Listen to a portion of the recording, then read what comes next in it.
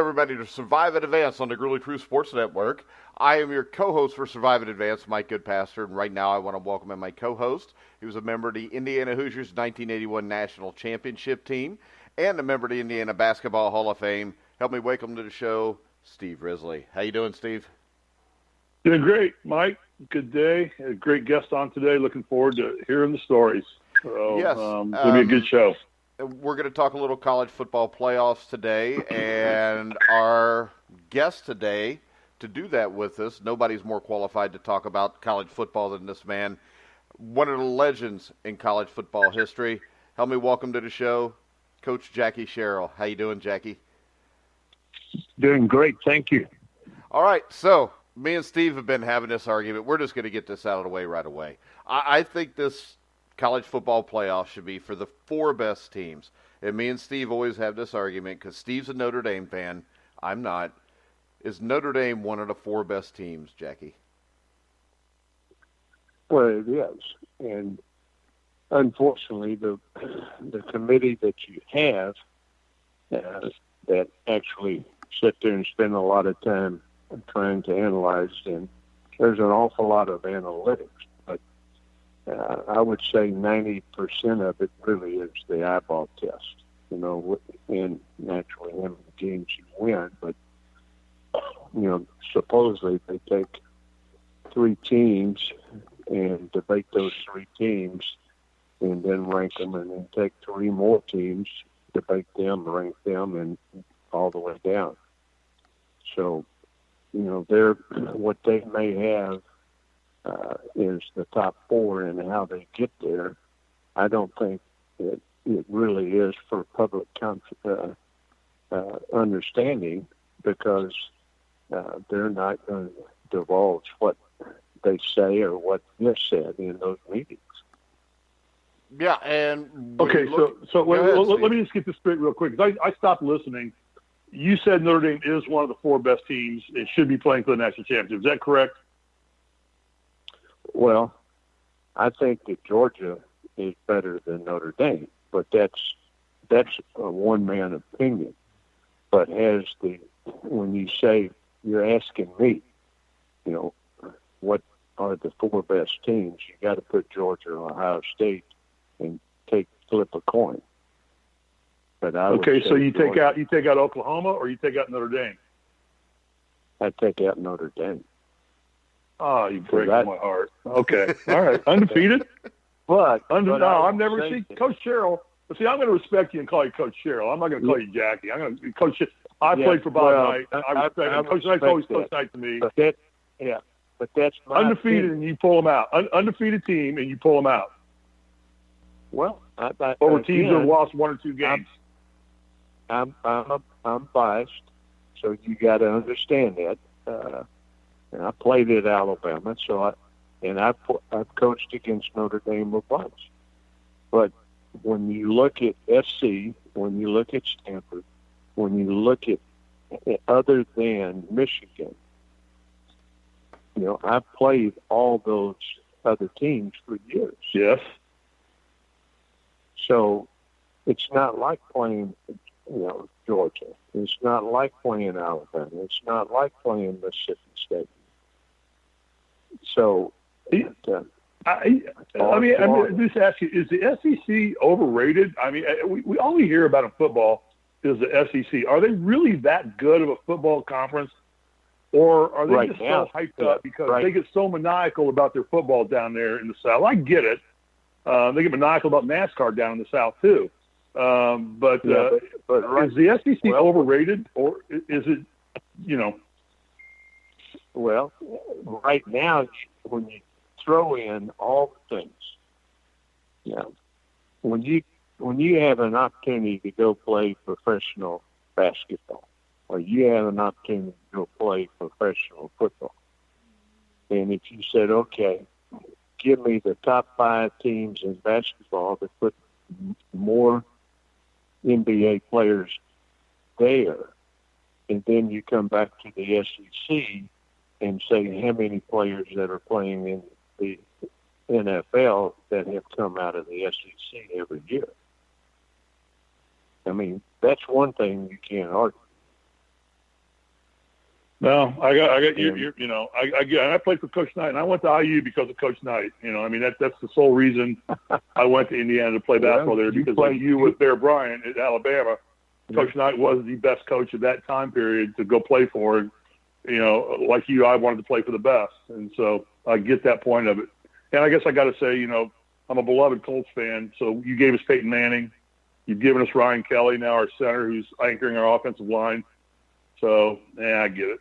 All right, Mike. I'll never talk highly of Notre Dame ever again now. Oh, Steve, you can. Coach Sherrill said they don't deserve to be in the playoffs. So I'm not going to listen to you, but I'm going to listen to Coach Sherrill. They could prove it by beating Clemson, or at least being in the game of Clemson. My take on this, my other question is this: when I look at this, I see Michigan, who gave up 62 points to Ohio State, got bludgeoned in Columbus, still ranked ahead of Central Florida. Is this set up so with the just 4 teams that they're never going to give a team, no matter how many games they win in a row like Central Florida, an opportunity to compete for this championship? Now, not if they keep it at 4. But I think that they will go to 8, because as soon as the networks find a way to increase the amount of money, then they'll go to 8. And if the Big Ten and the Pac-12 continue to not have teams in the playoff, then we'll probably get there quicker than we think. Yeah, because the Big Ten and the Pac-12 have missed out the last 2 years. Right. And you know that's got to kill them. Now, when you look at this Oklahoma-Alabama matchup, Oklahoma is defensively deficient, but they're very good offensively. They can spread the field with Kyler Murray. They could really attack a defense. And we saw Georgia with Jake Fromm have some success throwing the ball against Alabama. Do you give Oklahoma much of a chance in this matchup against Bama? It's going to be hard, because if you took the talent that receivers and running back that Georgia has, put them on Oklahoma, then instead of 50 points, it'd be 70 points. You know, no one's going to stop Kyler. I mean, we all have seen that, you know, game after game. But Oklahoma this year does not have the running back, nor do they have the receivers that they've had in the past. There's not a running back that I see that's a first-round draft choice.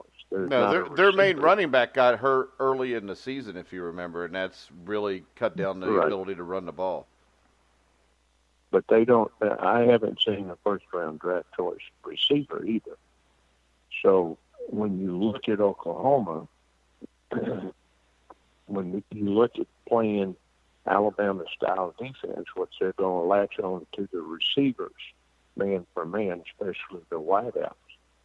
The talent level has to go to Alabama, because their defensive backs are a lot better than the offensive receivers. So then when you come back, can Alabama's rush be better than everybody else has? I will say Oklahoma's offensive line has done a great job, and Oklahoma's offensive line is better than what people give them credit.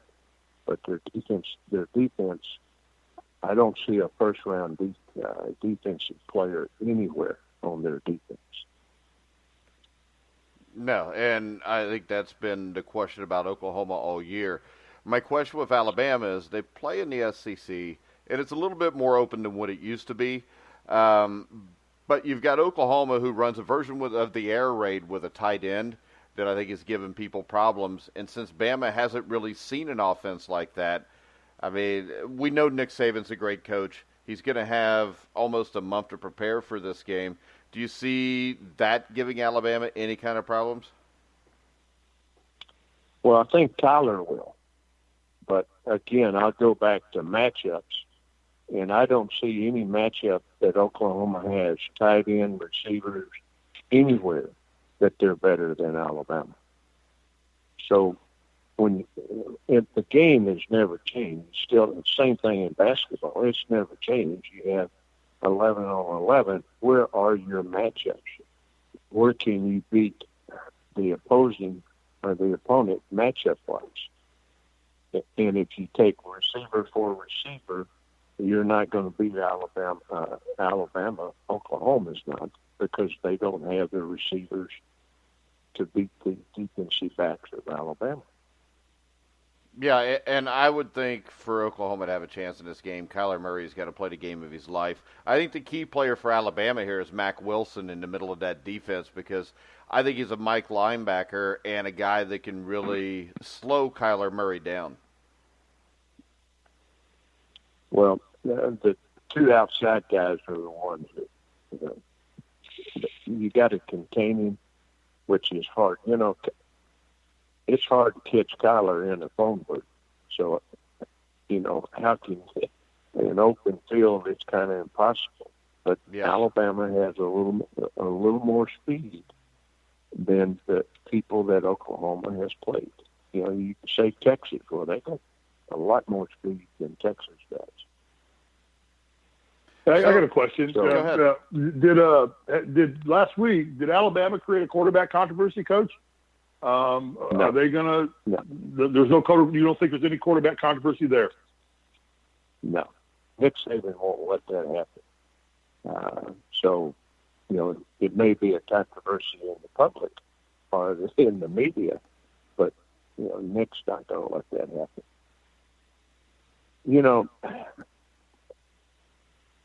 I played two quarterbacks when Danny Marino came in the pit. We had a kid named Ricky Tricano, and Ricky had won us the championship, the Eastern Championship, and he was an outstanding athlete, outstanding quarterback. And people don't realize Danny didn't start until Ricky got hurt. And then Danny finished out his freshman year as the starter. And then he started as a sophomore. But in Danny's junior year, he gets hurt, and we're playing Ricky as free safety. Ricky came to me in January and said, "Coach, I want to play free safety." And I said, "Okay, I'll make you a deal. If you are a excellent or a great free safety, you can do it. But if you're an average free safety, you're going back to quarterback." And the offensive coaches, went berserk. Can't do that. You're taking, I said, I just did. So Ricky started, and he gets hurt. And on the sideline, we're changing quarterback pads for Ricky. And he looked at me and he said, "Now, Coach, I got a deal for you." He says, "I'll play quarterback, but you keep me at quarterback." And I started laughing, and I said, "You got a deal." But, and he and Danny played half the year splitting time. The year splitting time. So, to answer your question, Alabama does not have a quarterback. It doesn't matter to the team which player starts, if that makes sense. Yeah, they're both good quarterbacks. Yeah, and it does from being in the locker room as a player. It does from the locker room, but unfortunately, the perception of the public is they want to create controversy, and it does become an issue with the public, but they don't make the decisions, like you said. And I'm glad to hear your answer to that there is no quarterback controversy there, and I believe that Coach Saban would not let that happen at this point with his team. Well, when you played with Coach Knight, it didn't matter who started either, did it? No. It didn't. I mean, I don't think we ever went 3 games with the same starting lineup at IU. No. When I was playing there. Yep. Other than Isaiah Thomas, it pretty much rotated around to everybody, and it was just who was giving you the best effort at that moment in time, and you went with those horses. Let me tell you, that comes up a great story. My first year as a graduate assistant at Alabama, and I drive all the way to Mississippi to recruit on Friday night, drive all the way back, and we're playing in Birmingham, and so we're having a 10 o'clock staff meeting. I go into the staff meeting, and Coach Bryant always went over the starting lineup. And he didn't ask question who should or who shouldn't. He just said XXX will start. And so he started a player that was actually a third-teamer during the week. And our coaches were looking at each other and saying, how in the world is he starting this guy? Well, he went out there and had a game of his life. So, Coach Bryant up in the tower observing practice, probably had a little more feel of which players should play. And you go back to Coach Knight, there's no question that he observed player. That's a great point, because people don't realize how great a sense coaches like you and Coach Knight and all the great Coach Bryant and Nick Saban have this innate ability to sense who's going to rise to the occasion at the moment. And Knight was a master at that. And that's why we never had the same lineup all the time. I'm sure at Alabama, when you were playing there, and then as you as a coach too, I'm sure you just got a sense of this guy's going to deliver this week. I'm going to use him this week. And that's the great thing about being a coach that the layperson just doesn't really understand. Yeah, we had a kid named Bucky Richardson that played for us at Texas A&M, and he's a freshman. We're playing our third or fourth game, and we're playing Brent Parr this freshman year, and Southern is going to beat us. We're in the fourth quarter, and they're ahead. And so we have about 2 minutes and something to go, and I turn around and I said, Bucky, you're going to play. And he can't find his head kick because he never thought that he would ever see the field. And the coaches on the headset were not very happy. He said, you can't do this. He really doesn't understand the playbook. And I said, watch, I've already done it, And the very first play, he goes 86 yards for a touchdown. So, as coaches, sometimes you just make gut feelings and hopefully that they turn out. That's hilarious, because in 1980 I was in the doghouse and hadn't played in 3 games and thought I was never going to play again.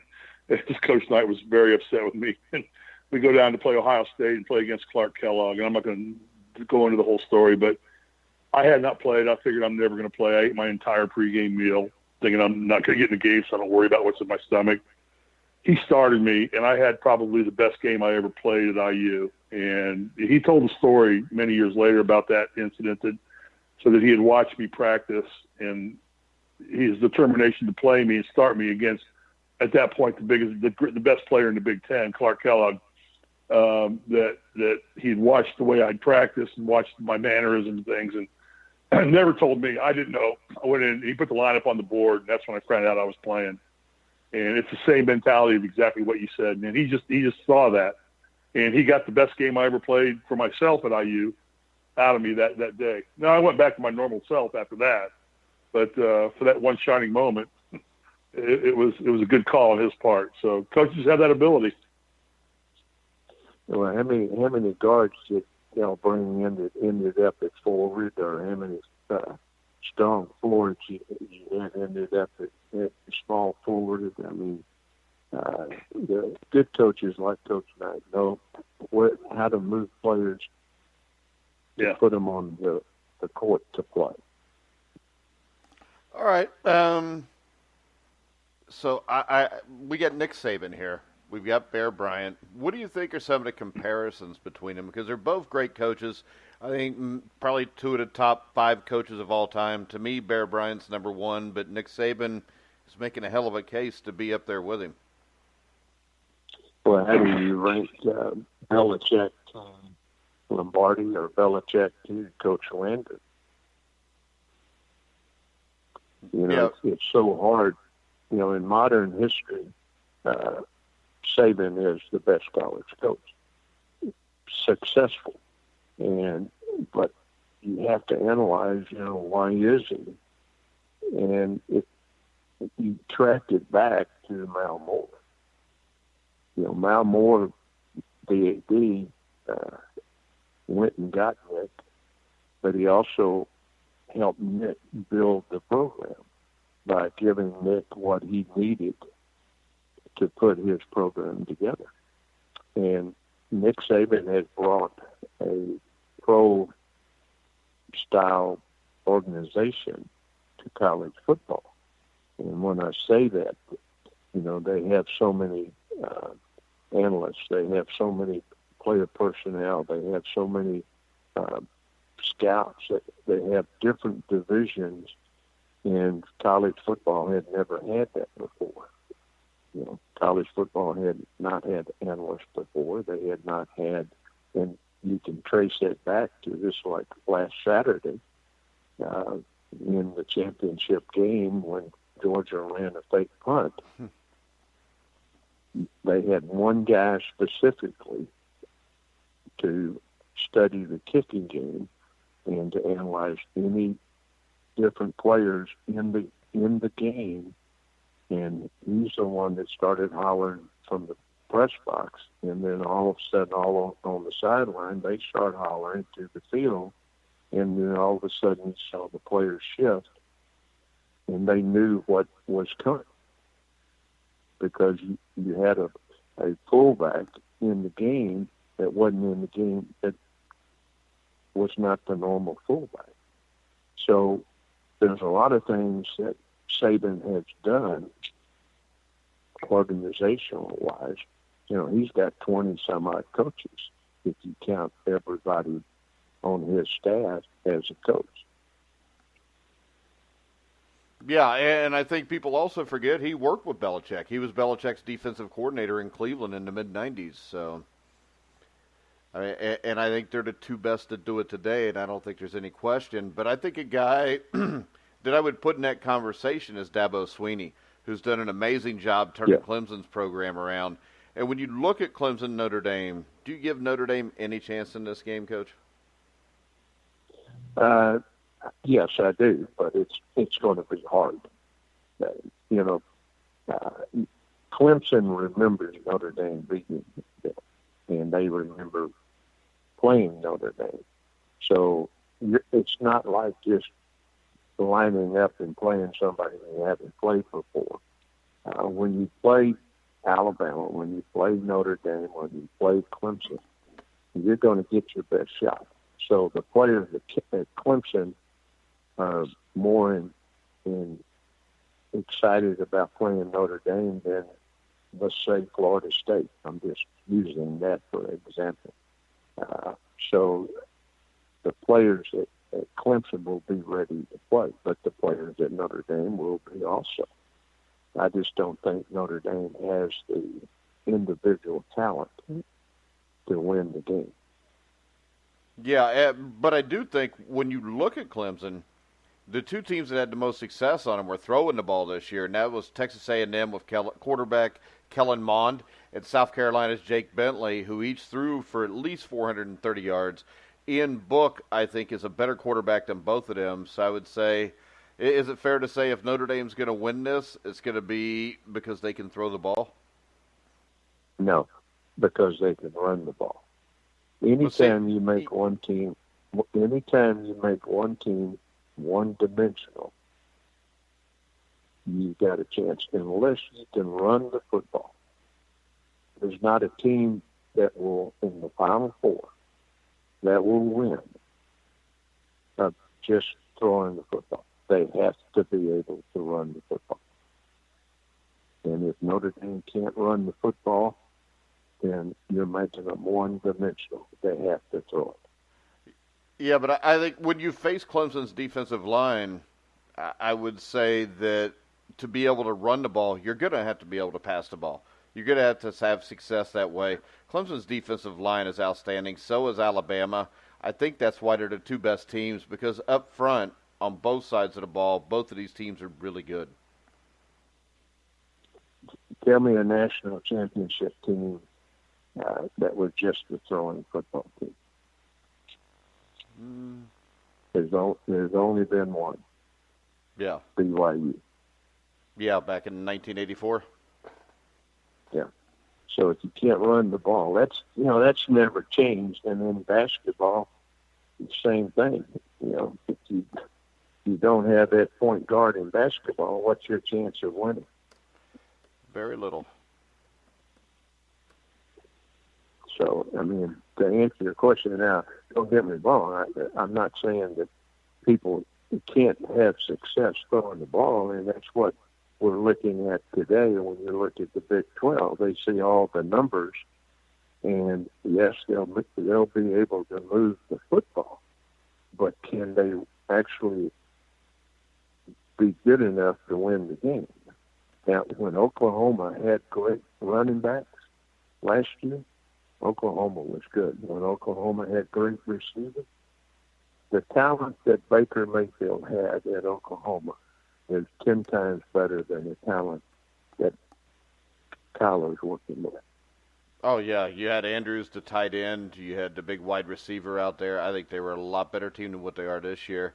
When you look at the Heisman, do you think this is Kyler Murphy or Kyler Murray's now? Well, you got to look. And I don't know how many people voted before last Saturday, but if you just take last Saturday and look at the two quarterbacks, you have to go with Kyler. And that's not taking anything away from Tua being an outstanding player and a great player. But the Heisman is about, playing that game in front of the most eyeballs. And last Saturday, Kyler played better than Tua played. All right, Steve, do you have a favorite in the Heisman? Well, I'm kind of president, so. Yeah. I really don't. I mean, I don't follow those kinds of awards that closely. Yeah. Yeah, I'm kind of president because I coach Kyler's dad. Oh, okay. Kevin Curry. All right. What's your take on Clemson quarterback Trevor Lawrence? And that's nothing. No, I think he's a good player, and I think he'll have a chance down the road to be good enough to win the Heisman. But I don't think he's in that same group right now. No, me neither, but I think that's a kid that next year will be going to New York for the ceremony one way or the other. Yes, I think so, if he stays healthy. All right, that's Steve. The biggest thing. Yeah. Steve. You awake, Steve? Yeah. I'm just listening. I'm enjoying the conversation. I'm becoming a fan. So shift gears a little bit, if we can. Mike and I have had this debate on the show many times. With the CFP playoffs, are they kind of tarnishing and diminishing the role of the bowl games? Are the bowl games becoming less of an important thing because all the folks, in essence, becoming on these two semifinal games on the 29th, and then on the 7th we have the championship game, and the bowl games just kind of sit there? And because I remember growing up when you were coaching, and January 1 was the day. You sat, you watched the Cotton Bowl, well, but then came the Rose Bowl, then came the Sugar Bowl, the Orange Bowl. And those are kind of, is that going away? No. When we grew up, times were different. You only had 4. You had the Sugar, the Orange, the Cotton, and the Rose. And all of a sudden, here comes the Peach Bowl, here comes the Fiesta Bowl. And you have to give credit to their group because they pushed it forward to be as good as the others. No bowl game is ever going to replace the Rose Bowl. Right. And I live 20 minutes from the Rose Bowl. We drive by it every day. We live in, my wife works in Pasadena, and we drive. It's a beautiful facility. If you've never seen it, it's absolutely beautiful. No, what got my attention when I had an opportunity to go there and watch Texas win the national championship was how clean it was, what the grass was like. I mean, it was very picturesque. And the greatest part about it, Coach, is there's a golf course all around it. There's an 18-hole championship golf course, Brookside Golf Course, all around the stadium. So I just go play golf there and just stare at the Rose Bowl. Yeah, but if you picture that all the way back when it was first built, then you realize what kind of stature it's had over the years and what history it's played in college football. There's a fascinating museum there, too, that you need to go and see sometime you ever get Pasadena. They've got a great Rose Bowl museum in there, and it's an incredible facility. But I do. So you don't think that the playoffs are hurting? And let me ask you another question then. Why? Because I think we all think that 4 teams is not enough teams to really determine a national champion. There's teams that are left out: Ohio State, Michigan, Georgia. You got to make an argument for UCF being 25-0. Why don't they use these bowl games as play-in games? Would that not increase the stature of these games and still maintain their identity, but allow us to bring maybe 3 or 4 more games into the whole CPF college football playoff series and use these bowl games in that fashion rather than just making standalone games now, where Washington's going to play Ohio State in the Rose Bowl? Is there any movement toward that direction? Well, if they increase the number in the playoff, then naturally it will increase the number. They'll have to add a couple more bowl games in there. All right, so my question is, the big news of the last week was Urban Meyer. Do you think Urban will coach again? I don't. I just think he's been twice. He's been through it twice. I just think that health-wise and taking a break at this time and all the other things that go on in college football, it's not easy to be the head coach, but today it gets harder and harder to be the head coach. And unfortunately, that's forcing the head coach from being a coach. Today, a head coach is going to have to be the organizer. He's going to have to be able to do a lot of things. But the one thing that will never pass, or a head coach should never get rid of, and that is being able to read his players and know his players. And the guys like Nick that understand, Nick is a player's coach. You don't want to be a coach and work for Nick. Well, then that doesn't mean they don't go off and have great careers, but it ain't easy.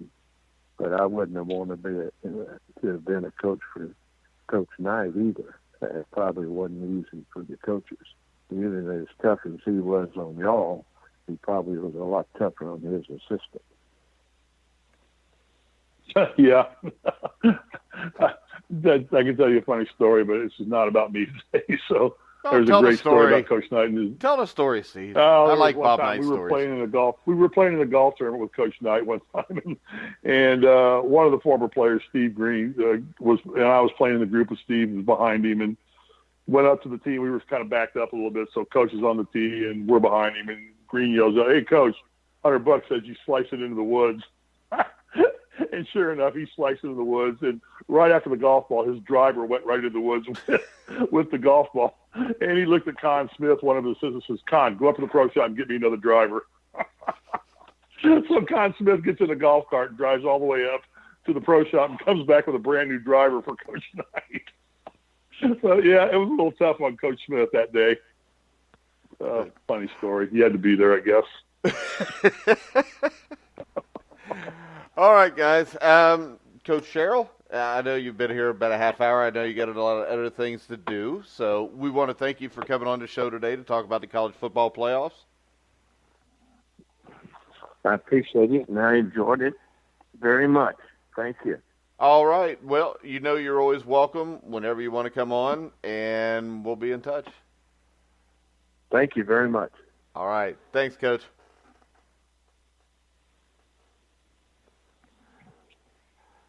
All right, Steve. We got anything else you want to discuss today? What do we need to talk about? What's going on? I don't know. There's not a whole lot going on. It's raining in Los Angeles, though, I found out when I first called you. It is pouring in Los Angeles. Yes, we are fearful of mudslides now.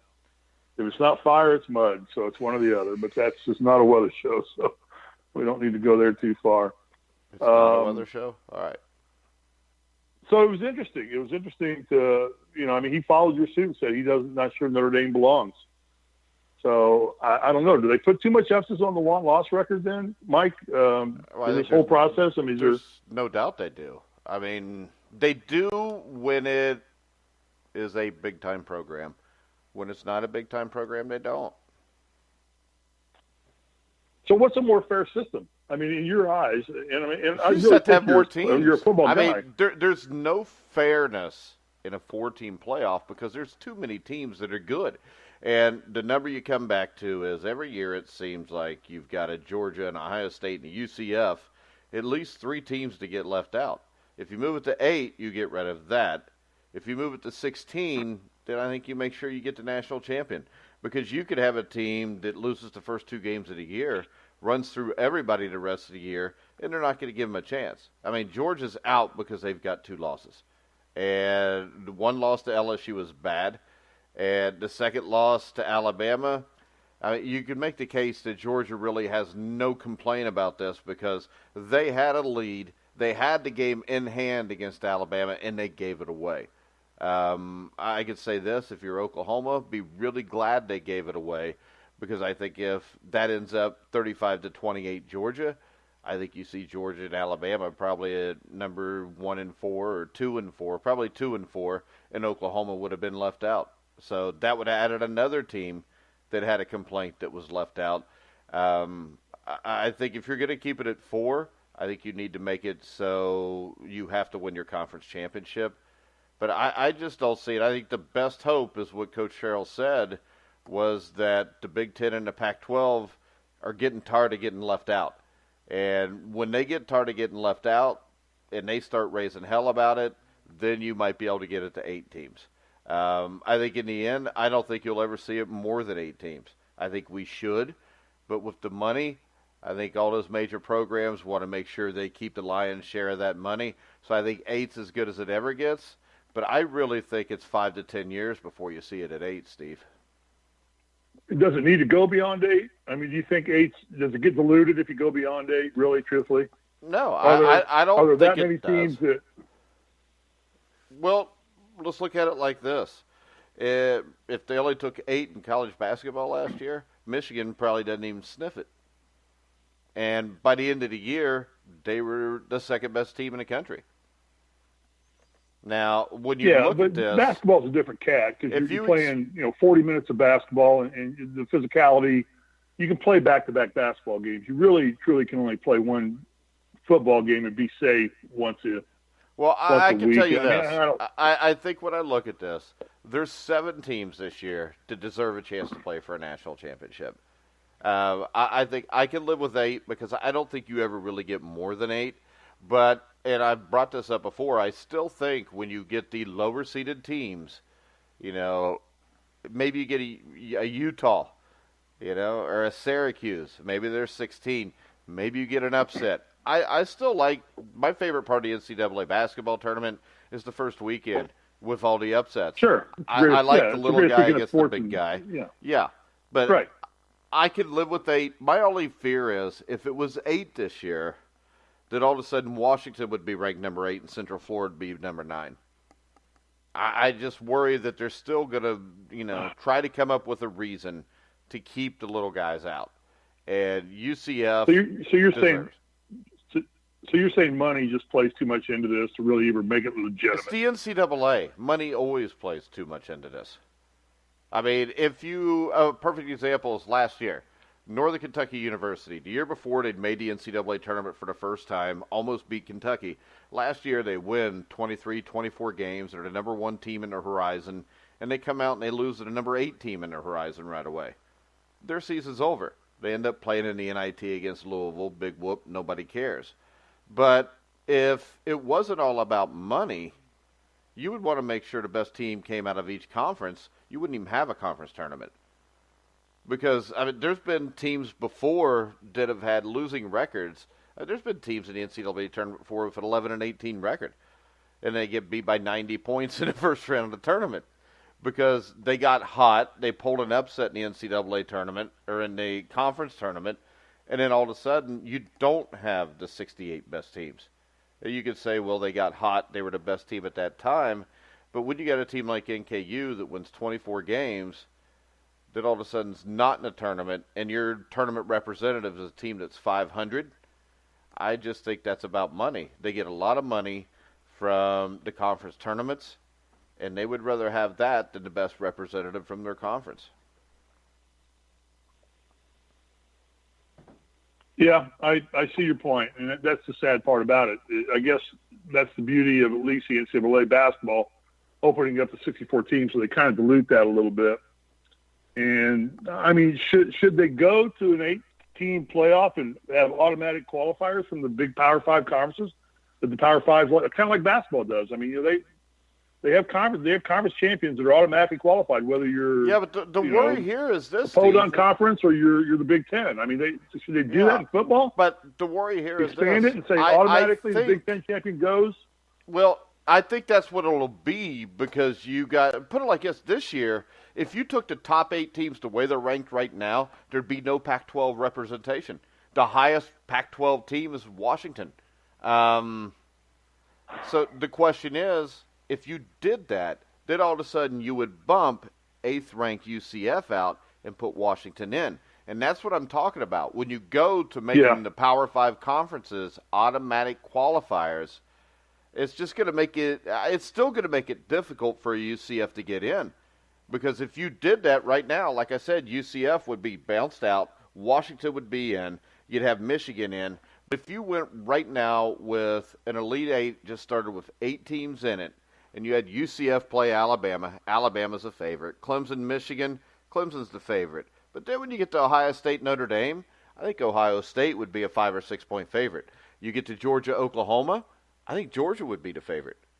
So when you could look at it in half of the games, the team that is seated lower would be the favorite. I think that's all you need to know, that there has to be 8 teams here. Yeah, I mean, but that happens in basketball too. I mean, you get this University of Baltimore, or University of Maryland, Baltimore County coming in and whacking off the number 1 seed in the whole tournament. My favorite college basketball team of all time, the Virginia, whacking them off. Yeah, they were whacking them off. They were whacking off. So Kyle Guy was the one doing the whacking off. You know what? I just realized this after we got off the Kyle Guy kicking and allegedly breaking my scoring record. He did played break your there scoring 4 record. years. I only played there 3. Yeah. Did you graduate? What he did it 4 years. I did it 3. Why did you play 4 years? Because Laura Central was a 3-year high school at that point in time. Freshmen were part of the junior high program.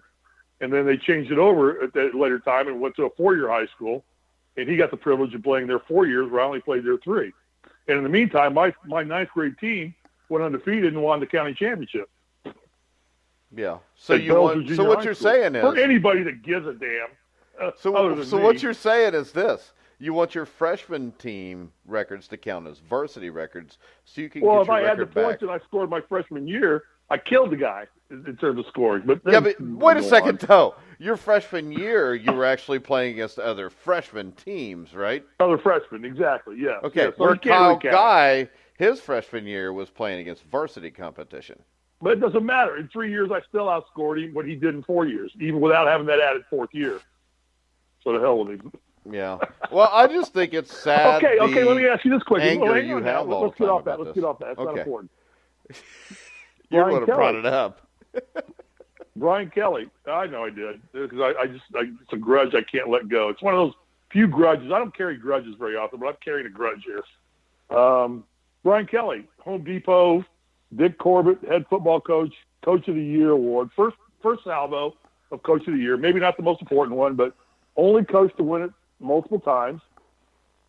And yet you don't like him, and you don't like Notre Dame. Yet he's Coach of the Year already. I never said I don't like Notre Dame. On the first I don't like fired. Brian Kelly. I don't care who the Coach of the Year is. Marvin Lewis has been named Coach of the Year a couple times. The hell's that mean? I mean, if you want to go a little farther, if you want to go Coach of the Year, I go to Oklahoma. I mean, they lost Baker Mayfield. They lost Mark Andrews as a tight end in the NFL. They lost, their stud wide receiver to the NFL. And they're back in the Final Four for a second straight year. I'll tell you, when you look at it again, UCF, they bring in a brand new head coach who continues the run there, I think the guy at Kentucky's got to be looked at. The guy at Utah. I mean, Syracuse. So how does Brian Kelly win it? How does he win it? He's at Notre Dame. Okay. Hey, all I know is this. The man to me can never be a great coach because he's a scumbag. What he did at the University of Cincinnati should be criminal. I mean, when you're standing there in front of your team and your team's undefeated, ranked third in the country, going to the Sugar Bowl to play Tim Tebow, and when you tell those players to their faces, you're not going anywhere, and then you turn around and leave in the middle of the night after that team party, and they find out the next day on the radio, that's pretty disgusting.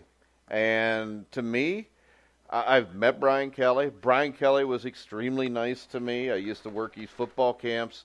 My son used to go to his football camps. He used to take my son all the way around the campus and everything, and he was a great guy when he was selling his program. That's all I got to say. I mean, I know enough people in this area that knew him. He was not the nicest man you'll ever want to meet, but he was very good at selling a persona. He was very good at selling himself to people on his program. But I'm not a big Brian Kelly fan. I think Brian Kelly is a really good football coach. I'm not going to say that. He is not in the air of a Nick Saban, Dabo Swinney, or Urban Meyer, though. He's just not. And since he's not, I find it really hard to think that he's going to go into a game as big as this against Clemson and win. Because I think Clemson's got a kid by the name of Etienne who has ran the ball less than 200 times this year and gained over 1,200 yards. They got Trevor Lawrence, who is a stud quarterback, and they've got about 4 or 5 guys on defense that are going to go in the first round of the NFL draft. We'll see how good Brian Kelly is here in a few weeks. Yeah, no, I agree. And, and I don't hold out a lot of hope for Notre Dame because I do think that of the 4 teams in the playoff, they're probably the weakest team. But I still hold true to the fact that going undefeated with Notre Dame on the front of your jersey and the bullseye on the back of your jersey is still an accomplishment because people want to beat the name. I know they want to beat the name. They beat nobody. I know that Who from did playing they in beat? Indiana. Who did they beat? I know, Mike. I know. I can't argue with you other than the fact that I know people want to beat Notre Dame. When I played at IU, people wanted to just beat Indiana. They didn't care about who we had playing. But we also know this. We also know this. That is history.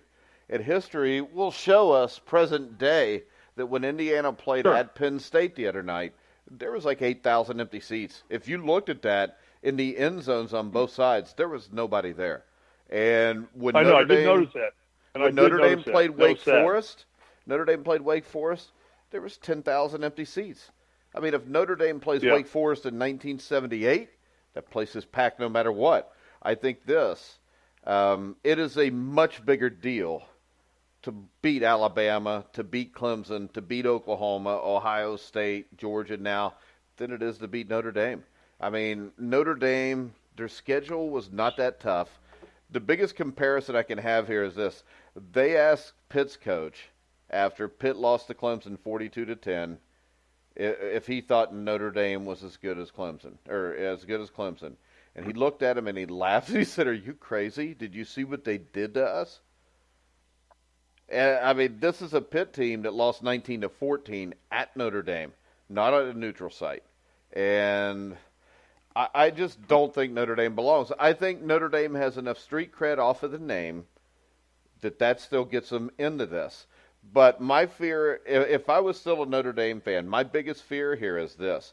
Clemson comes out and beats them 42-10, and from here on out, off of that Clemson game and the Alabama National Championship game in 2012, that it's going to make people real leery of ever giving Notre Dame that opportunity again. See, I don't know. I mean, I agree with you stature-wise. I don't agree with you monetarily, though, because I think Notre Dame brings a crowd. So I think wherever Notre Dame goes, they have a following. If the University of Kentucky would bring a bigger crowd to a national championship game, football-wise, because those people are nuts and they'd be freaking out if they were in it football-wise. But it's a bad comparison because every program I just said, Alabama, Clemson, they all will. I mean, every one of those programs could bring 200,000 people if they could get enough tickets. And when you get to this point, it doesn't matter. If UCF would have been in this Final Four, I mean, if you looked at UCF's conference championship game against Memphis, I mean, 80,000 people showed up for that. And I'm pretty sure you could get the required. You got to remember, you only get 20,000 tickets anyways. So it's not like it really matters who travels in this case, because all those tickets are gone when you're a Final Four team. Whether it would have been UCF, no, there's a lot of rich Notre Dame alumni that go out and scout tickets. Yeah, so you still 20,000 people are all that all can right. go. Okay. Yeah, I'm rooting for Notre Dame. I'm rooting for Notre Dame. Because I would never root for a man. man. I don't care about that, because I believe in New Rock needs the Gipper. Yeah, I do too. That's why I don't believe in Brian Kelly. You know, Notre Dame. Okay. I stopped liking Notre Dame when they hired Lou Holtz, because when they got Lou Holtz, they sold out. They became just like everybody else. You know, Lou Holtz won a national championship because they were allowed to start taking junior college players and now all this shit. And it's Notre Dame. They're supposed to be at a higher level. And I think they gave that up then. And Brian Kelly against Dabo Swinney. I mean, Dabo Swinney is a man that takes care of his players. Just a great football coach that does everything he's supposed to be. There is nothing negative you can find about Dabo Swinney. You can't say that about Brian Kelly. You know how I know that? I know that because Chase Elliott, NASCAR driver, talks highly of Dabo Swinney. Well, then it makes it true if a NASCAR driver talks highly of him. But I mean, son of legendary driver Bill Elliott, all of Brian driver, Kelly is my favorite NASCAR driver of all time. Brian Kelly is a great football coach. But you know what? He's not as good as Dabo Swinney. And if you gave me the choice, I would agree. If you gave me the choice to send my kid to play for Dabo Swinney or Brian Kelly, I don't care what colleges they're at. I'm sending my kid to Dabo Swinney. If you give me the choice of Dabo Swinney and Nick Saban, I'm sending my kid to Dabo Swinney, because Dabo Swinney will take care of my kid. Let me ask you another question then. Does academics play into this at all, Mike, in terms of the kind of player that Notre Dame can get versus what a Clemson, state schools, or an Alabama can get? Because, I mean, Notre Dame's got pretty high academic standards. Do they? I don't know. Do they? I don't know. I know that stopped with Holtz, but I thought after Holtz they brought the academic standards back. But in 1975, the academic standards were higher than everybody else's, and they were still beating everybody. Right.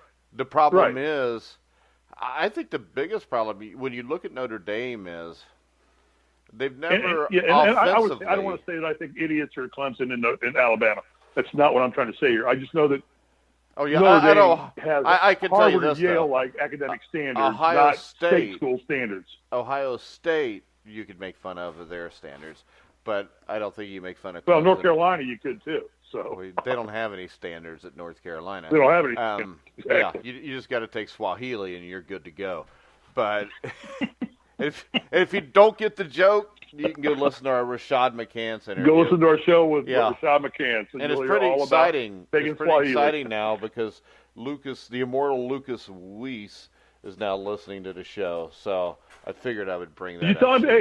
Tell him that, Lucas, if you're listening, we got a report that the 4-time Iditarod champion was cleared of dog doping. Yeah, no dog with doping. His dog. Can you give us some feedback on that and give us an update on that, because this is breaking my heart. I'm an animal lover. I have 3 dogs of my own. And why does it break your heart? He tested positive that he didn't dope his dogs. Well, that it's even mentioned that he even be considered to dope your dogs. Well, I mean, what's wrong with having a dopey dog? Although, you know what? Out here in California, I shouldn't say it because my son, California, marijuana is legal, pot. So he goes out by the pool, smokes pot all night. My damn dogs sit around with him all night long while he's smoking pot. So your dogs basically smoke weed with your son. Are you talking about your son or your dogs? My son does. I don't smoke pot. I've never smoked pot in my life. My son does out there, though, and it's all legal, so it's cool. I mean, there's no crime involved. But my dogs go out there and lay down and hang with him. It's like, and they come in all mellow. And I got 2 Australian Shepherds and a blind mini Schnauzer. So And they're like, it's cool, let's go to bed. Can I get a brownie? How did Minnie Schnauzer become blind?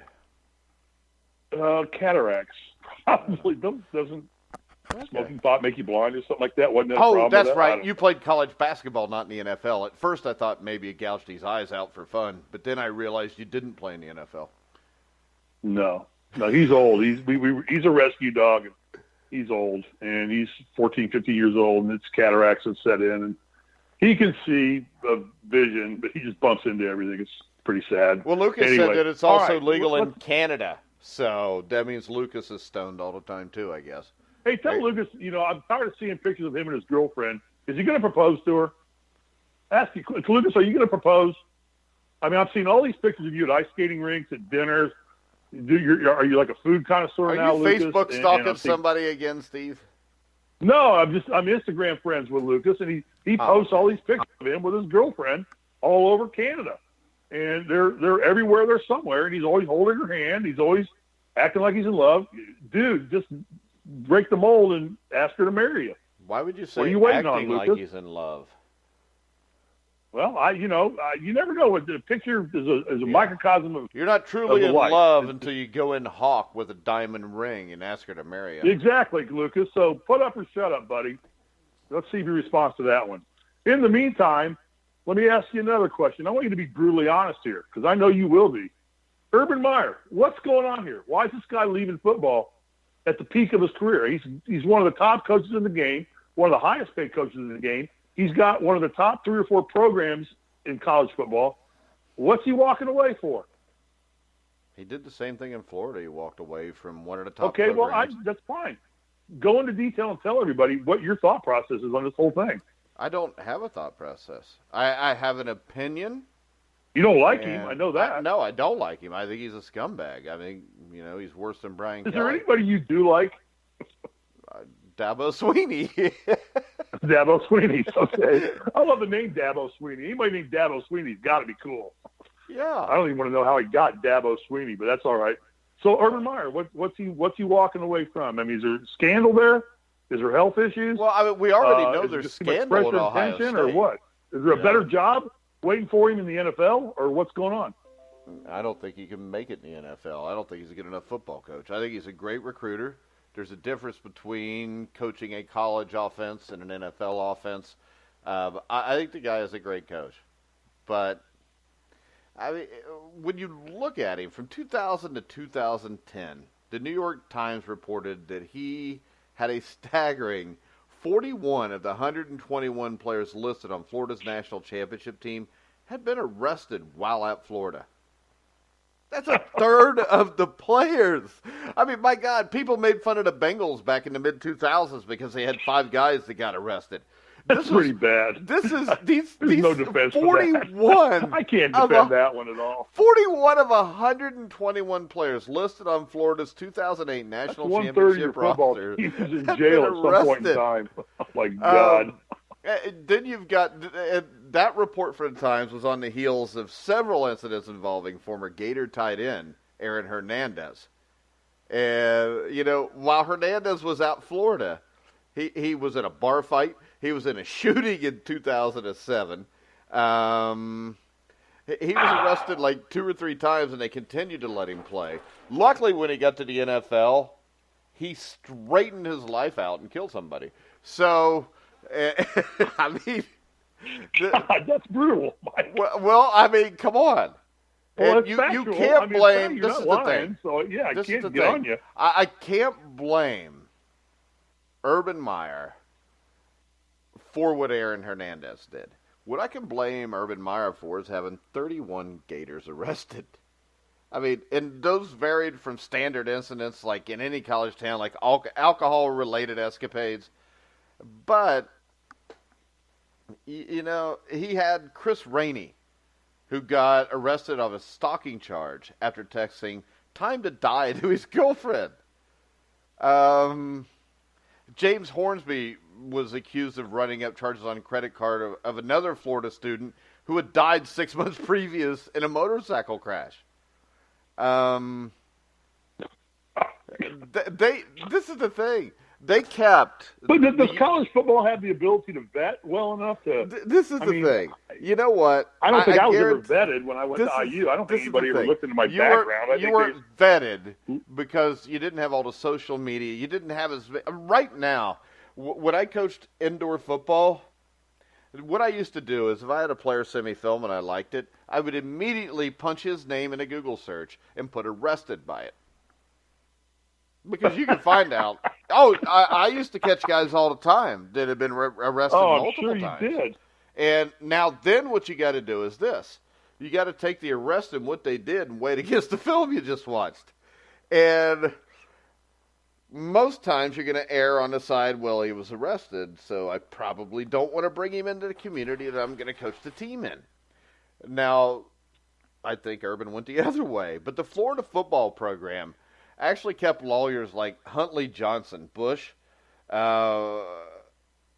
He's a Gainesville-based criminal defense attorney who, according to a report, had defended dozens of Gator football players for everything from including felony burglary to rape.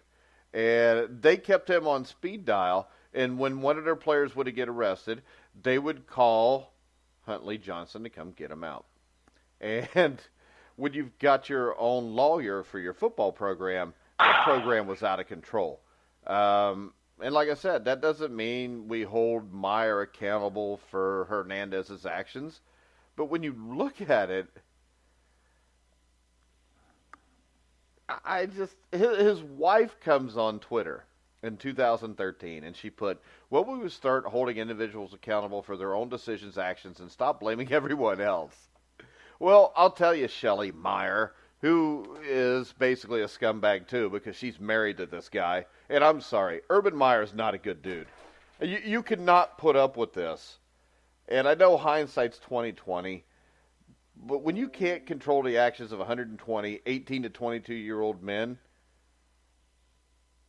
maybe you shouldn't be a college football coach because college football is not the NFL, you know. In the NFL, Mike, are you accountable for controlling your actions outside of football? I mean, is that your responsibility as a coach? It is. To say, I have to police you and babysit you through your entire 4 years of your next life. Because this is the thing. This is the thing, though. Urban Meyer will come sit in. Urban Meyer will come sit in a recruit's house, look his mom in the eyes, and says, I'm going to take care of this kid. I'm going to treat him like he's my own son. When you do that, this is not the NFL. The NFL, you can't. But don't you know that's a crock of shit, Mike? What? Come on. You know that's Why is it a crock of shit? So Bob Knight never made sure you were taken care of? Bob Knight, did not know what I did outside of basketball. But I didn't do anything that warranted him to need to know. Wait a second. I guarantee you this. 3 times I got caught riding a motorcycle on campus, and he called me into his office the third time. Number one, it's not a motorcycle, it's a motorcycle, which I'm sure Lucas would agree with. But also, on top of that... Did you get in a ring? Did he get back with about getting married? I don't know. I'm trying to do a show. You're in love with Lucas. Call Lucas. But when I look at this, though, I guarantee you that if you would have done anything remotely wrong, hell, Bob Knight probably would have known about it before you did it. Oh, she would have, but he did. But he would have addressed it in the sense of how it affected the program, not necessarily how it affected me. I mean, he cut players loose for fucking up. For screwing up. Every coach does. Knight just cut you loose. I mean, you're going to be that big of a screw up. This is the thing, though. You've got it because you become right a liability to the program. You just answered every question known to man. As soon as you messed up, they got rid of your ass. Right. They didn't sit there and play with you. I mean, remember, Urban Meyer was suspended for a reason on August 22nd. You know, Urban Meyer has done or allowed a lot of things that were questionable to happen. Yeah. And I don't like Nick Saban that much, but there's nothing like this on Nick Saban. No, but my guess is Alabama's got better security and control over their players and keeps them quiet, and they have a better hold of their community than, say, does Urban Meyer at Ohio State. That would be my interpretation. I don't believe that bad things don't happen at Alabama. I think the same things happen at Alabama that happen just about anywhere. It's germane to when you give kids that much liberty, that much notoriety and fame and freedom, that stupid things will happen. And I've seen good guys do stupid things, teammates of mine that just did, what are you thinking? And so I don't know that Urban Meyer should be accountable for the personal and private stupidity that athletes want to inflict upon themselves. Okay, I think he has a due diligence. Steve. He has a due diligence to the university and to the football program and to control the kids and do the best he can. But I don't think that it's Urban Meyer's job to police these kids off season, off campus. That's just absolutely asinine. I mean, it's his job to coach his football team, and it's his job to make sure that they represent the university the way that and maybe the university is fine with it as long as they win. All right, Steve, I'll give you that. But the thing is this, when 1/3 of your team is arrested and you never get rid of anybody? Well, you don't get rid of people, sure. Then you have the problem. There's the problem. They didn't get rid of anybody. That's the problem, though. I'm not blaming him for this. Okay, what I'm blaming him, Knight got rid of people. Yeah, I'm not going to blame him. Cleaned his house. I'm not going to blame him for people getting arrested. I'm blaming him because he allowed it to happen. For not cleaning and what his house. happens is this. Every place he's been has ended up out of control. And Ohio State is out of control right now. You had Zach Smith and all that crap that went on, which he allowed to happen. If that would have happened to almost any other coach in the country, that coach would have been fired. He was given a freaking 3-game suspension. And I can tell you this. I think that shit has gotten a little hot in Columbus for him, and he's tapping out because he's a coward as a man. He was at Florida. Florida, all of a sudden, he had a health issue, and he had to leave. 2 years later, he's coaching Ohio State. Now he has a health issue, and he's leaving. Yeah. All right. So 2 things here. One is I believe in the theory you can lead a horse to water, but you can't make him drink it. So he can coach his players to be model citizens all he wants to, but he can't force it upon them. And no coach can do that. But yeah, you're right. But then you don't keep him. He doesn't care what they do. You got 41 players arrested, and you're not cleaning house at all. That's a coaching issue. That's a coaching issue. That's my point. That's my whole point to this. Let me go back to my original question. Why is Urban Meyer leaving Ohio State? In your mind? Because now he's starting to catch some heat. You know, this is the thing. I don't remember watching Urban Meyer grabbing his head in agony until about this season. I don't remember that being a big story until this year. And this year, a bunch of stuff happened. To me, he's a guy that wants to get out of Dodge. He's a guy that just wants to be left alone, do whatever he wants. And then when he starts to get caught in it, shit gets a little heavy and he gets out. And that's what he's doing now. And you know what? So in your opinion, thing. I hope. Does he coach again? Yeah, I think he'll coach again. Okay. I mean, he's not that old. He's a great football coach. He's just not a great human being. And in the end, all right. Okay. That's why Dabo Swinney wins more than him. That's why Nick Saban wins more than him. I mean, with Nick Saban, I'm sure things happen at Alabama that we don't know about, but I haven't heard of 40 Alabama players being arrested total in the last decade. And this is the thing. What that tells me is this. Urban Meyer will take whatever player he can get that can help him win, no matter what the price.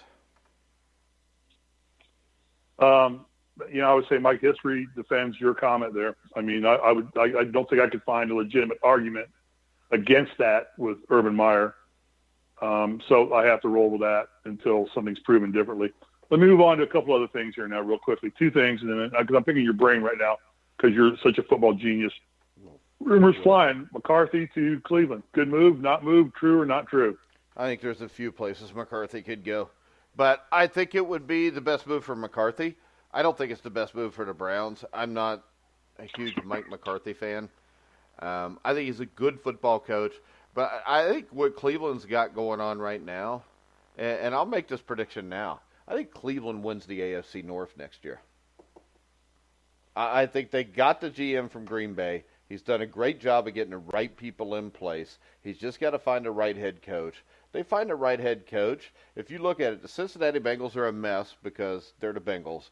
The Pittsburgh Steelers, Big Ben keeps getting older. There's no Le'Veon Bell next year.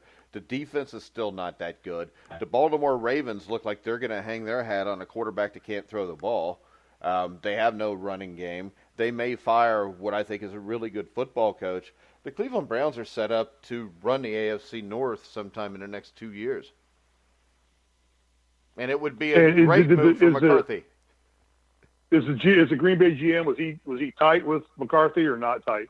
When he was, the one that was tight with him, the one that was tight with him went to Cleveland. That's why you get all these people saying McCarthy. That's where you get McCarthy in. Okay. Yeah. Okay. So you think that's a real possibility then? I think it's a real possibility. I think that good move for McCarthy, not a great move for Cleveland. I think. All right, let's move on. Yeah, John Dorsey's the guy there, and that's the guy that I think may bring McCarthy in. Okay. Le'Veon Bell, Colts, young promising offensive line, young promising quarterback. Is that a fit? Does it happen? You got $118 million in salary cap. They can afford him. Is that a move? Playing indoors on a stadium, not worrying about the weather and the turf so much anymore on his legs. Is that a realistic possibility, or is that just my fantasy because I'm a Colts fan? It's probably a fantasy because Le'Veon Bell. Okay. I mean, it's a perfect match for the Colts, but I don't think that Le'Veon Bell is going to take going to Indianapolis as being a perfect match. I mean, Le'Veon Bell is a guy that's all about Le'Veon Bell. That's why this has come to this. I mean, he could have made $15 million this year, had a shot to win a Super Bowl. Instead, he's going to sit, not play, and hope that somebody makes up the money he lost. I think Le'Veon Bell, Philadelphia. I mean, the Eagles have no running game. It's the reason all of a sudden they're a 500 team. That's a team not dissimilar from the Colts, really truthfully. They got a good young quarterback. They're a powerful offensive line. A lot of heritage with that team. So that's a good fit too. Yeah, I think anywhere Le'Veon Bell could go. I mean, he's probably how old is Le'Veon Bell? If he's not the best running back in football, at worst he's in the top 5. So somebody's going to give him. Yeah, he's a up there lot with of money. Gurley. Yeah. So well, no, see because. But the Colts can afford him. Saquon Barkley. They've got $118 million. I have to tell you this again, but Saquon Barkley. No, I agree. Still Saquon the best Barkley running back in football. Is the best investment the Giants have made. I don't care if he's only played 11 games. Saquon Barkley is the best running back in football. I don't care what Lucas Weiss thinks either. He's in that top 2 or 3 or 4 with Todd Gurley, with Le'Veon Bell, and Saquon Barkley is definitely in that mix. To say one's the best, I'd like to see what Saquon Barkley can do with playing on a real football team, and because I think he would be better. I think he's carrying a load right now on a crappy football team with not much of an offensive line and making a lot of positive things happen. So, I like that kid too. All right, the Vikings yesterday worked out Bo Levi Mitchell too. Okay. Do you know who that is? No. He's the best quarterback in the CFL, and he is much better than Kirk Cousins. I don't know if they offered him anything or if this is more for next year, but the kid, aren't they paying Kirk Cousins up the ass? Didn't he get tons of money up there? Doesn't matter. It's not guaranteed mony? Bo Levi Mitchell, it is, but Bo Levi Mitchell would instantly make the Vikings a Super Bowl contender. You heard that here first. They also got Mike Riley and Trevor Harris up there, who I think would make teams Super Bowl contenders immediately also. Because let's face it, in the NFL, Josh Joshin just got signed. Yeah, I've learned not to disagree with you on those things because I generally lose those arguments. Another question. He's on his disingenuine, apologetic world tour. What do you do with Kareem Hunt? What do you do with this kid? What do you mean? He's young. He's 23. I mean, he's out there right now going on every news source he can get on. And yeah, but he just got busted for a third incident that happened a few months ago. where he got in a pushing match at a bar. I mean, it's just, you know what? Everybody always talks about, well, we got to give these kids second chances because they're kids. Number one, he's, 23 years old? And I'm one of those. Yeah, it is bullshit. Blindly, I'm one of those. He makes millions of dollars, and the problem is this. He has always been allowed to do as he pleased. He could always do whatever he pleased. And all these guys are like that for pretty much. So at some point, you need to start making examples out of people to get other people to realize that maybe they shouldn't be doing stuff like this. And Kareem Hunt is a guy that can't control himself. And, I mean, he's been busted 3 times. I mean, Aaron Hernandez, and this is not to say it's going to end up like that. Aaron Hernandez was busted multiple times in college, multiple times when he got to the NFL. Everybody kept giving him second chances, and people ended up dead because of it. So what are you doing? I mean, at 23, is he done with football? The NFL just blackballing him for life? They don't blackball him. He blackballed himself. Okay, all right. Well, but, yeah. Now, they'll probably let him come back, but they shouldn't. I mean, there's no place in society for a guy like that, much less a place in the NFL. Agreed 100%. Yeah, so I agree 100%. If you agree 100%, why would you want to deal with this guy? You know, once a dude, if you're capable of basically kicking a woman, hitting a woman, you're probably not going to stop because you don't care, because you've not been raised right. And a lot of these guys haven't been. Yeah, there's no argument that I can deliver that would be worthwhile to argue that point to you with. So I believe that people can reform, but when the crime is that, the definition of history always tends to repeat itself, is the way I'm trying to find a way to say that. So I don't know. He's 23, he's young, he's it's a sad case. It's a very sad case that for the victim, first off, for the girl to be put through that and have to go through that. And then for a kid just to trash his career like that, and I think it's trashed. All right, Ray Rice never came back.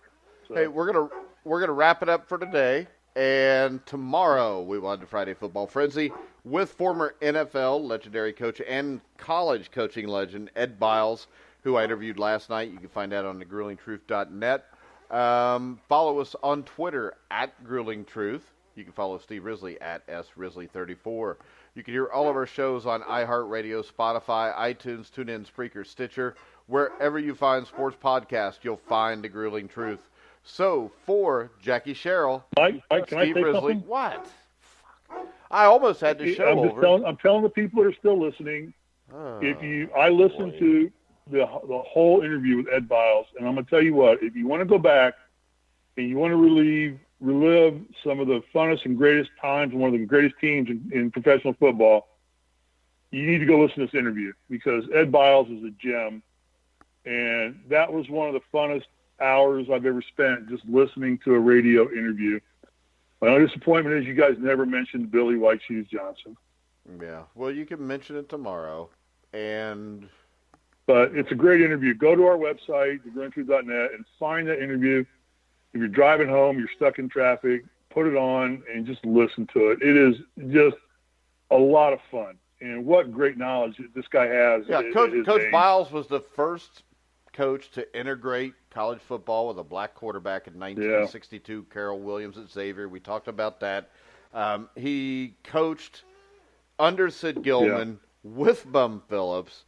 Where else? He coached. He gave away Billy Kilmer and traded away Billy Kilmer. Yeah, he coached with the New Orleans Saints when they were an expansion team. He then went on to coach with the great Weeb Ewbank and the New York Jets. Went on to be the head coach with the Houston Oilers, coached multiple NFL Hall of Famers, including friend of the show Robert Brazil, Dan Pastorini, all these guys. It was an amazing interview. Ed will be back on tomorrow because he's going to make Steve look like a fool picking NFL games, he said. So make sure you do that. I'm a fool anyway. It's no big deal. Yeah, I know. But it was amazing, though, that he thought trading away Pastorini was the dumbest move for Ken Stabler. Well, that was kind of an discussion. Yeah, but Ben Phillips thought it was Kenny too. Stabler is one of the greatest quarterbacks, one of the greatest gunslingers to play quarterback in the NFL. But he was done by then. He was done by then, and Dan Pastorini was one of the leaders of that team. And I interviewed Dan Pastorini like 2 or 3 years ago, and he talked about that time. And it was something where Bum got mad at him, and Dan said, "To hell with you." Yeah. And Bum said, "I'll trade you if you want." And Pastorini said, "I don't care." And then they both later lived to regret it because that was basically the end of that football team. But like I said, the interview was great. I think we talked for about an hour and a half. It was a very good interview, Mike. Well done. I was not a part of it. I just was a fan listening. So great interview. So make sure you check that out on thegruelingtruth.net. So for Coach Jackie Sherrill, Steve Risley, I'm Mike Goodpaster. You've been listening to The Grueling Truth, where the legends speak. All right.